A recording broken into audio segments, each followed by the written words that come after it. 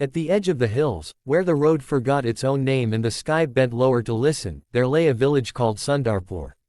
It did not appear on most maps, and those who passed nearby often missed it, mistaking its silence for emptiness.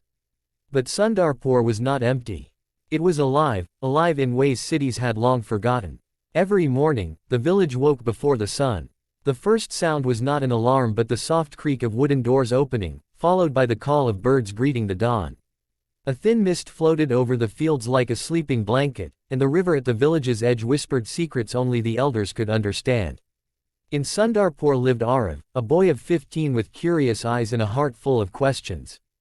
Unlike other boys his age, Arav loved sitting beneath the old banyan tree in the center of the village, listening to stories told by Dadaja, the oldest man in Sundarpur. Dadaja's beard was white like cotton, and his voice carried the weight of time. This village, Dadaja often said, tapping his stick into the earth, breathes differently. Arav never fully understood what that meant, until the summer everything changed. That year, the rains were late.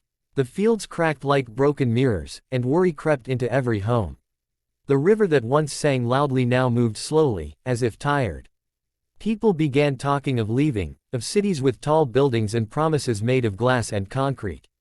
One evening, Arav followed Dadaja to the banyan tree as usual. But instead of a story, Dadaja handed him a small brass key. "This belongs to the village," Dadaja said softly. "And now, to you." Arav's hands trembled. "What does it open?" Dadaja smiled. "Time." That night, guided by moonlight and curiosity, Arav walked to the abandoned stone temple near the river. No one had entered it for decades. Vines wrapped its walls, and silence guarded its doors. Behind the cracked altar, Arav found a hidden lock, old, waiting. The key fit perfectly. As the door creaked open, a warm wind rushed out, carrying smells of wet soil, ripe grain, and laughter. Arav stepped inside, and the world changed. He was still in Sundarpur, but not the Sundarpur he knew. The fields were green and endless. The river flowed wide and strong. Children ran barefoot, their laughter ringing like bells. Farmers sang as they worked, and the air felt heavy with life. Arav realized he was seeing the village as it once was, when people lived not against time, but with it. A voice echoed behind him. "Remember this." Arav turned to see Dadaja, not old, but young and strong. "This is the heart of Sundarpur," the younger Dadaja said. "As long as someone remembers, the village survives." Arav felt tears in his eyes. "How do I save it?" "By reminding others," Dadaja replied. "Not with fear, but with hope." The vision faded, and Arav found himself back in the silent temple, the key now cold in his palm. The next morning, Arav began his work.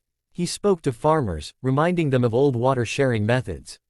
He helped elders teach children forgotten songs and stories.